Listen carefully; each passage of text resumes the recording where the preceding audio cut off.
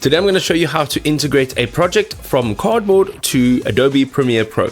So if you are an avid Premiere Pro user, then the sequence will be relatively simple. So the very first step allows you now to see your project within Cardboard.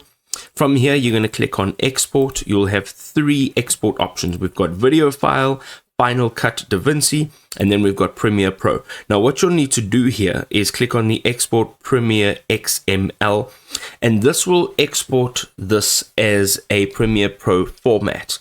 Here, you'll now then go into Premiere Pro, go up to File, Import, and then select that downloaded file that you've just exported from Cardboard.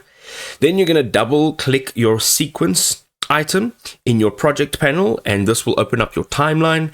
And then if you are prompted, locate your original media files on your disk to relink them.